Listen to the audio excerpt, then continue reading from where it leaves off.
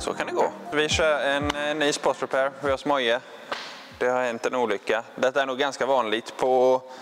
Eller ganska vanligt, men det är nog en typ standardolycka skulle jag vilja säga. Man är emot någon totalkant eller någonting. Om det blir en sån här olycka så behöver du inte byta hela fronten. Utan Moje ska visa hur man gör en spot repair. Vi kör löpande bara. Vi filmar exakt hur han gör, så bara snackar han lite. Moje säger att han ska göra det utan att prata. Men vi vet ju att Moje kan inte vara tyst, så han kommer prata under tiden. Men han kanske inte kommer gå in så djupt, utan då får ni kolla på den andra. Vi kan länka här. Utan detta är bara en typ påminnelse hur man gör. Och att just nu gör vi det inte i en lackbox, utan nu gör vi det ute. Så som det kan se ut i garage. Så välkomna med lackskola med ECG. Så här, så mycket är klockan. 17:30. Jag tror att den här kommer vara... Nu ska jag den... Om en timme, tror jag. Är det typ nu jag ska flika in och säga vad som har hänt, eller? Det är den här nylackade sötfångaren. Andra gången. Ska lackas en tredje gång. Detta blir väldigt spontant. En fjärde gång är det. Fjärde gång till och med. Den är hemsökt. Ja, det var det. Så detta är en väldigt spontan grej. Ni är på genomfärd för ni ska hemåt. Ja. Så nu ska jag göra det snabbt idag. Så klockan är nu... Ska vi filma klockan här? Hon är snart 5:30 där, säger vi. Så då tänkte jag att jag ska göra sån speedspot här då. Så det blir inte så mycket snack idag. Jag ska försöka i alla fall. Vi vet hur det kommer gå, det kommer inte gå. Så nu tänker jag att nu ska jag bara köra på och så ska jag inte förklara så jättemycket vad jag gör. Ni får titta vad jag gör istället. Plast på bilen. Det är ganska bra sätt att börja med faktiskt. Om man inte vill damma ner. Men det är inte därför jag gör det. Det är för att nu ska jag spara tid och jag vill inte hissa och sänka lyften 2 gånger. För jag når inte när bilen är upphissad. Vågar du berätta film vad som har hänt då? Ja. Det är så att min kära pappa sa att det är inga problem att köra den här bilen. Och jag förvarnade han ändå. Och han skyllde på att det var en buske där innan och nu var det inte en buske där utan det var en sten. Men då är det ju tur att vi har lackskola med Morgan, känner jag. Det ingår när man köper Malmöbil att det ska se ut så här. Det tråkiga är dock att den är bytt för en månad sedan, den här. Ja, den var ganska nylackad den här. Ni har ju dödat några flugor på vägen hit i alla fall, det ser jag ju. Japp. Se om vi kan lossa det här galler. Sådana galler. Lättare att ta väck. Maskera inte sådana. Det är bara fusk. Det är lättare att ta väck. Och nu kan vi komma åt och maskera här inne. Så man slipper ha ful färg på gallerna. Vad skulle du säga en vettig spot repair-yta på en sån här skada? Man ska alltid hitta, som jag sagt innan, ett bra ställe att skarva på. Rent krasst så är det väldigt dåligt skarva här. Man ska kunna dratt en båt bak nummerplåten. Men det ska vi inte göra idag. Vi ska lägga skarven där. Har man skarven. På minsta ställe ska vi lägga den. Sen ska vi slipa ut. Vad kör du med för papper nu då? 120 papper.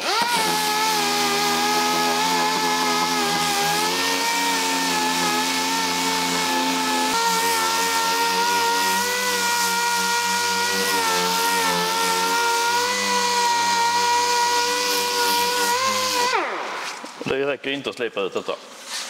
Så ja, det är ingen fara. Jag måste lägga ut spackel. Åh nej! Det är lite för djupt där nämligen så det går inte bara att lägga på. Lite runt omkring här. Jag ska blanda spackel, lägga på detta. När det härdar 10 minuter ungefär, då maskerar jag färdigt bilen. Så jag slipper göra det sen. Sen när det är färdigt, då slipar jag detta. Sen grundar jag för att spara in tiden. Så jag ska blanda spackel. Vad är det för spackel du kör nu då? Fin? Ja, detta är så pass lite så man ska egentligen använda plastspackel då. Men det är ingen som gör det. Men man ska göra det, säger de. Nej, är det bara sådana små porer så kan det nästan kvitta. Det sitter kvar ändå. Detta är bara precis som de värsta reporna jag lägger i. Men ska du bygga lite form och sådana grejer så är plastspackel mycket bättre att använda. För det är flexibelt då. Och sen ska vi maskera den. Då ska vi lista ut hur vill vi lägga skarvarna då. På en sån här. Och jag vill inte dra ut hela vägen här. För jag ska försöka lägga skarven här. Rätt över här. Så den kommer landa någonstans här. Det är lite riskigt med att göra den då. För att jag vill hitta lite vad man ska göra. Där har vi linjen till exempel. Då följer vi linjen där. Då drar vi maskeringen där i den linjen. Varför gör jag så? Tänker ni då? Varför målar jag inte hela vägen ut? För att man vill ha skarvarna så små som möjligt. Så nu blir, istället för att ha så bred skarv så blir skarven så bred. Ju mindre skarv, desto lättare är det att ta den.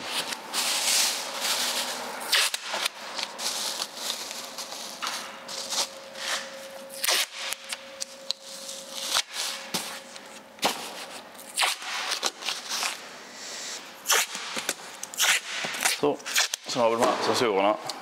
Det sitter en svart packning där inne. Nu skär man lite grann så här. Jag har sådana färdiga maskeringspluppar till de här som är rätt storlek. Men det känner jag att man kan lika gärna göra så här. För detta kan jag göra hemma. Och skulle det vara lite grann som man har missat så sätter inte så färgen på gummit. Så du kan bara pilla väck det sen. Men man kan ju dölja det värsta åtminstone, tänkte jag. Och dimljuserna.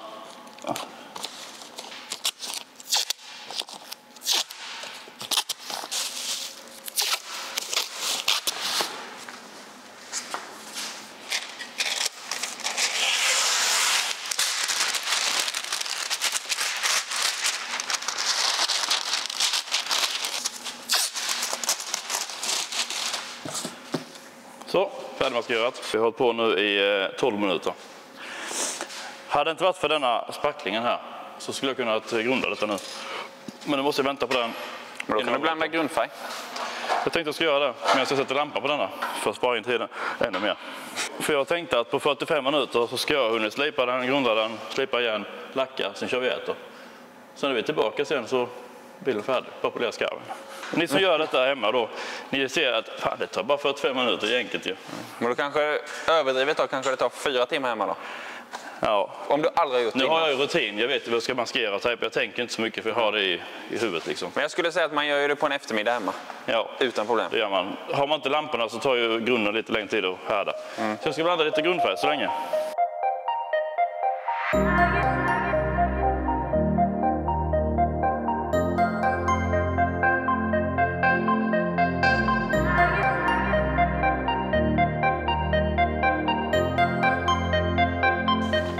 Ja, vad är det för slipapper nu? Nu kör jag 180.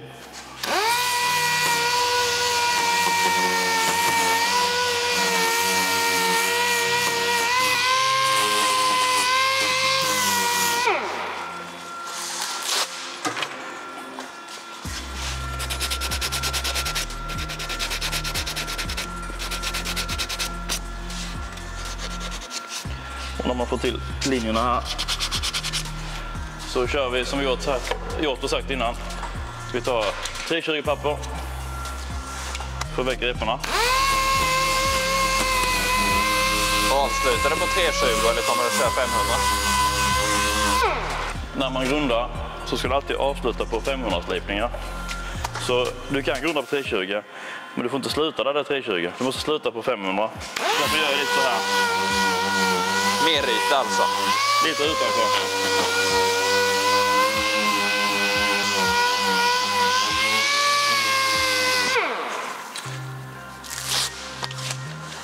Nu är detta en solid så hade det funkat på 320, men lär man sig att alltid avsluta på 500 papper så är man safe. Slipper man sliprepor då? Ja, för du får de reporna om du inte gör det riktigt där. Silikonavfettning. Tvätta av lite på det här. Jag ska hämta plastprimer. Det är viktigt, säger de.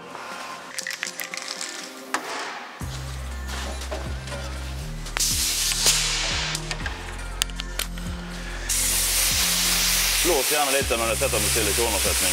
För det kan ligga kvar fast det ser torrt ut. Så det måste avdunsta helt. Annars blir det silikon eller? Ja, det kan, ja, faktiskt. Silikonavfettning kan ge silikon. Lägger du för mycket med silikonavfettning så den blir för blöt och avdunstar inte helt. Alltså, så den torkas inte väck. Då kan det bli silikon av den för det ligger kvar ämne. Lite plastprimer. Sen för att speeda på den lite grann. Plastprimer, ni såg hur mycket jag la, va? Det är ingenting. Den ska bara vara precis en tunn hinna. Du får inte bygga med plastprimer. För plastprimer är inte mirakelgrejer som folk kan tro ibland. Hade jag skippat på plastprimer hade jag inte märkt någon skillnad heller. Plastprimer används nästan bara på ren plast, nya stötgångar. Då måste man ha plastprimer. Sådana här små skador hade det kunnat kvitta, för det sitter kvar ändå.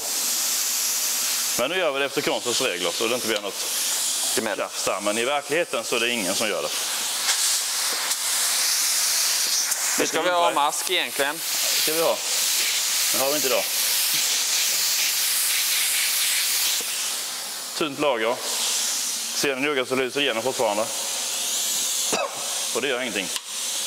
För lägger du så det blir täckt första gången så kommer det att rinna som bara den. För vitt är svårt att grunda. För vitt täcker dåligt. Många vill grunda på lite extra med vitt för att de tänker att det kommer ingen grundfärg. Så vill de lägga extra och då börjar den rinna. Vitt är faktiskt den tyngsta färgen som finns. Svårt att tro. Så vi tar en sån lektion medan jag väntar här. Om man tar 1 liter färg. Vad väger 1 liter färg ungefär? Vad tror ni den väger? 1 kilo. Ungefär, det stämmer. 1 liter klarlack, 1 kilo. Om du tar 1 liter vit färg i min hylla här inne. Vad tror ni 1 liter vit färg väger? 1200 gram.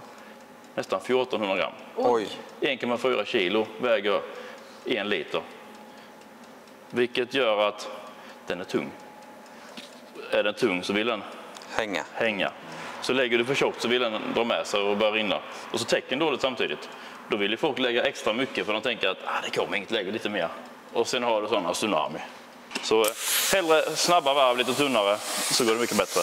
Så nu är detta nästan svårt redan här. Lägger man något tunt igen.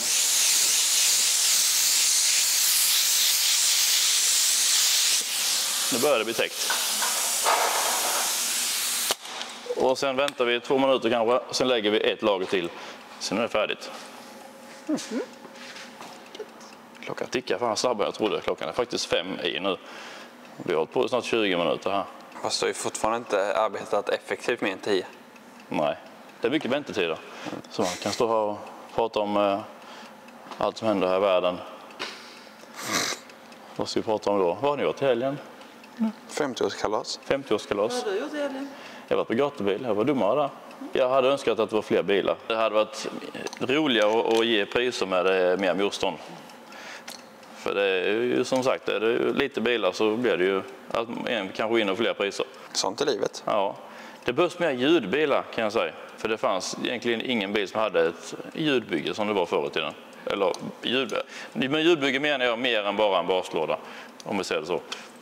Kanske lite plexiglas och lys och sånt. Så det var inte så mycket sådana grejer. För de här ljudbilarna som bygger för att spela högt bara för att showa. Ofta är de ju bara högspelande. De har kanske inte den kvaliteten som jag är ute efter när jag bedömer bilar på utställning. Så det är helt olika kategorier det där. Men det finns ju tävlingar för dem också, så de har ju sitt. Som vi hade på utställning här. Trevlig feedback på vår utställning måste jag säga. Jättekul att ni har gillat det.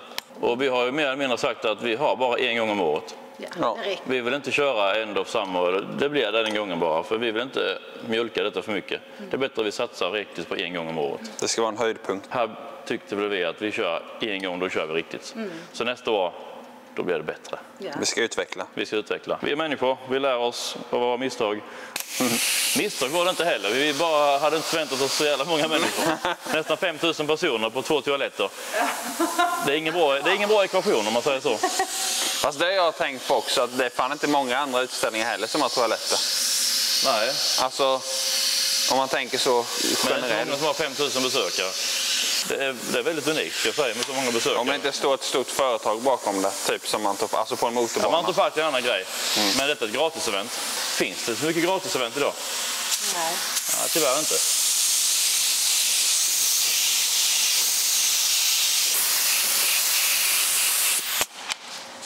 Nu ska grunden bara torka där. Så nu tänker jag att... Jävlar vad varmt. Nu behöver vi inte stå och prata i 20 minuter här. Om ni inte vill veta något nytt. Nu ska jag bara bränna till detta här. Sen tafsar jag över den lite där. Lägger färg. Denna kan man lacka med en 2K för att visa hur det funkar. Jag håller på schemat. 15 över är vi färdiga. Det är bättre, jag sa 1 timme. Och det kan bli 40 minuter. Men sen ska vi polera en skarv också. Det kan ju ta 3-4 minuter. Så på 45 minuter ungefär så är man färdig med denna. Om man ska höfta det redan från detta stadiet då. Vi återkommer. Speed spot repair. Ja, det drar ut lite på tiden här. Vi hamnade i roliga diskussioner. Så, men vi ska slipa grunden. Jag slipar över detta lite nätt här. Konstorlek. Nu kör jag 500.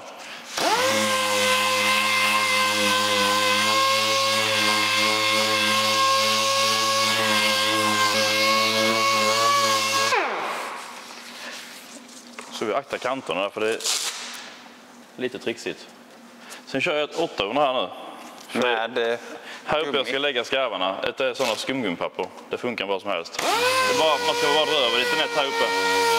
Och nu jobbar du med merytan då? Ja, kan man säga. Där det inte är några fel kör jag med 800 nu.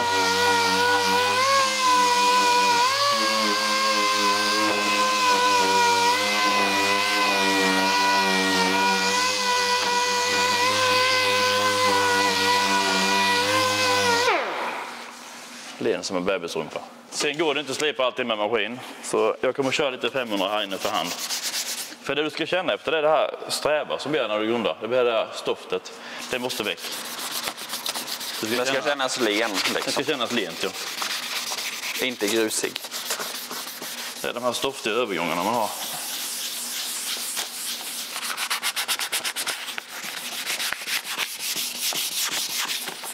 Hur är det när man går igenom så här? Det är inte hela världen eftersom... Ja, det är inget problem. Skarven får inte slipa så grovt. Nu gör jag en sån här snabblösning. 2000 papper, vatten. Och där du ska lägga skarven får du slipa lite med 2000. Du kan ta 3000 med, men jag tycker 2000 är bättre, lite bättre. Är det bara för att du ska få det att fästa? Typ. Ja, där du lägger skarven. Och här ser du en skarv. Då har vi lite där också. Nu är den färdig. Tvättar vi denna. Det ser nästan ut som att du inte skulle behöva lacka den. Nästan så. Men det gör ju det. Ska man alltid använda vit grund när du ska måla på vitt? Du ska alltid ha den färgen för grunden som passar färgen bäst. För du vill lägga så lite färg som möjligt. Så anpassa alltid grunden till den färgen som du behöver ha.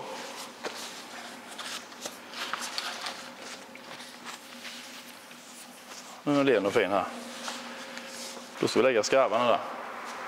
Ska vi maskera dem. Som här. Nu ska vi inte ryka för långt. Då kan vi göra en sån här tunnel. Färg ryker mycket mer än man tror. Folk tycker att man behöver inte maskera så mycket, men det ryker mycket mer än man tror. Så här kan man göra en sån här tunnel.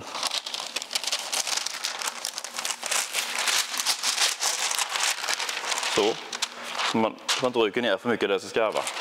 Men innan vi gör den tunneln så har vi den här linjen då. Och vi kan inte bara lägga en skarp kant där i. Det blir inte bra. Då gör man så här en rullning på tejpen. En rull? En sån här rullning. Sen när jag gör det där.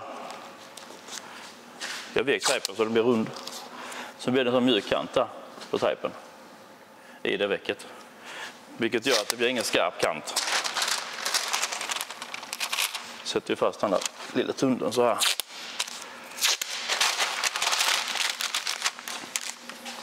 Och här framme vill vi inte ryka ner det heller. Så det brukar bli sådana här rullningar som vi kallar det för då. Med sådana små runda så här. För nu ser du att den kanten som var där, det var ingen naturligt väck utan det var en rund kant. Då gör man sådana här för att få den här runda böjen där. Mycket enklare att polera ut då. Ja, så rycker du väck tejpen när du är färdig. Skarptinne. Så smälter du ut lite där. Ska man köra med skarptinne då? Det behövs inte ens när du gör det, för det blir så liten kant. Blåsa lite. Alltid blåsa och känna med handen så det är färdigt. Då kan du känna för att du har missat några sådana stoffkanter och lite sådana grejer.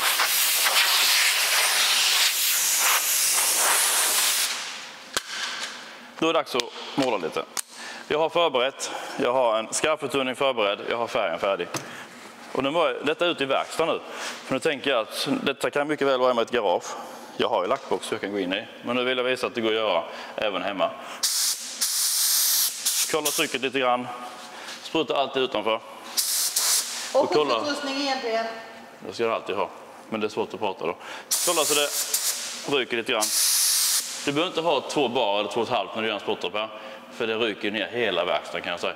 Så vi kör ungefär 1,5 bar. Det räcker. Nu ska jag bara lägga ett varv här på skadan.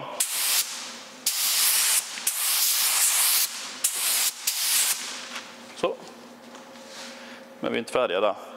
För jag behöver inte lägga 2 lager hela vägen upp, för där är redan färg liksom. Och nu ska jag skynda på detta lite grann här. Nu har jag lagt 1 lager på skadan. Nästa varv nu, då ska jag lägga den fullt ut, skarva, fullt ut och skarva. Sen är vi färdiga. För detta är en 2-komponents. Ja, den är akryl då. Akrylfärg, så detta är med härdar i. Så när det är färdigt så behöver man inte lägga klarlagt. Det är bara färdigt. Man lägger färgen klart. Vi bränner detta, 1 timme bränner vi ungefär. Vi ska köra detta. Sen när vi är tillbaka senare så kan vi polera skarven på denna. Är det därför du inte kör med skarvtinner nu då? För du har ingen liksom, kant? Skarven är det sista gången du gör det. För nu lägger jag bara precis där jag behövde färgen. För skarvtinner vill ju bara lägga en gång. Jag trodde du bara la skarvtinner när du använde klarlack. Ja, det är ju när du lägger en skarv med 2-komponent. Så du lägger inte den på en basfärg. Det är när du ska skarva ihop en 2-komponent med en gammal lack. Ja, så man gör det även på akryl liksom? Ja, så vad en skarvtinner gör det är att den tunnar ut det lite grann. Man skulle kunna förklara det så här att om du lägger grus på en uppfart så vill du kanske krafsa ut det så här för att få det jämnare. Det är samma sak du gör med denna. Du lägger detta, det blir en skarp kant på färgen. Skarptunningen är din hand, fast en flytande hand kan man säga. Så mjuka ut, som du smetar ut den. Det är det skarptunningen gör. Den mjukar ut den här övergången på färgen. Det är väl enkelt förklarat vad skarptunningen gör. Du måste inte lägga skarptunning, men det är betydligt mycket lättare att få det snyggt när du kan smeta ut det. Så det kan ni se när jag ska lägga skarptinnan. Jag lägger denna liksom så här. Man fejdar ut färgen liksom. Så det finns sådana gamla knep. Man kan känna på färgen lite så här. När den känner att den är inte blöt längre, den är klibbig bara. Ganska snabbt går det. Då är det dags att lägga nästa lager. Du berättar ju då inte där du målar. Nej, det är lite dumt att lägga där man målar. Så då börjar det är det fan många som gör då. Jag känner, det gick inte bra. Ja. Så nu lägger jag en ganska skarp linje så här. För jag ska kratta ut den. Där vill jag ha skarven. Sen går vi över så här.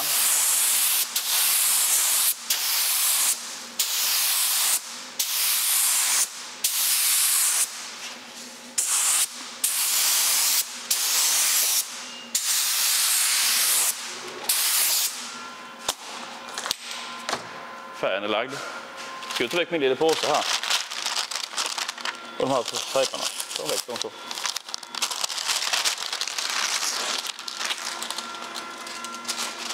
Sen tar vi skarvtunningen.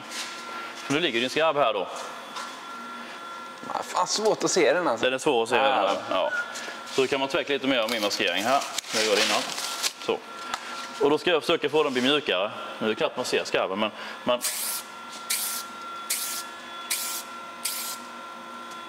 man bara duschar ut den så här. Samma där. Färdigt. Ska du torka. Ganska exakt sakta. 1 timme. Ja, mer eller mindre. Och då har vi slöat mycket. Det gick snabbt i början, men sen blev det mycket prat. Och lite torktider. Men då ska vi ändå tänka att vi har maskerat den, slipat, spacklat, väntat på härdningen. Vi har väntat på grundfärgen. Vi har blandat färgen i datorn och målat 1 timme.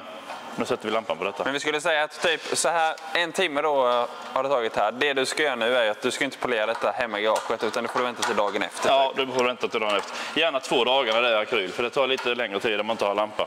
Så nu ska den bara torka här. Det var väl snabbt det löst. Ska du skicka till din pappa igen? Vad har vi gjort? Morgan, du har gjort färdigt här. Detta var ju ett väldigt snabbjobb idag. Så jag tänkte att då visar hur man kan göra hemma i ett garage. För detta var ute verkligen i verkstaden, för jag hade ingen box ledig idag. För det står grejer där inne. Så då tänkte jag att vi gör det på lyften. Alla har inte lyft hemma. Men så här kan man göra i ett garage. Jag vårslipade skarven med 2000 och polerade. Sen drog jag även lite lätt med 2000 på sidorna med. För det blir damm i en verkstad. Så jag drog bara lite nätt så man inte känner alla kornen i alla fall. Ja. Och sen så polerade jag ihop detta. Jättebra. Det är ju verkligen ett väldigt snabbt vis att visa en spot repair när man gör en sån här video. För att förklara att... Få lite humor vad det handlar om. Och som jag sa, försök lägga skarven på minsta stället. Nu gör jag faktiskt en extra maskering bara för att spara den lilla biten. Men det var smart. För ögonen tittar ju här uppe. Hade jag haft en skarv så där kanske syns den här uppe. Det vet man inte, det syns jättemycket. Där ser du aldrig en skarv på det viset, för inte ögonen är i samma höjd. Nej. Så lägg skarvarna där du minst kommer se dem. För det är inte alltid du får en skarv helt osynlig. Då vill du ha den på ställen där du inte tänker på det. Det är därför jag aldrig bättrar en huv till exempel. Nej. Huv och dörrar och sånt, det ger man inte på bättra. För det är bättre att klarlacka hela delen. Ja.